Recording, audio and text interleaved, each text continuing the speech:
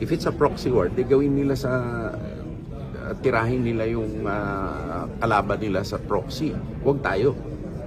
Sir, pero, So, ang intention nila talaga is to dominate the South China Sea.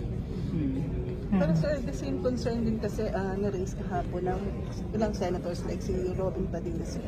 So, parang yung too much reliance sa US at yun nga, baka Definitely.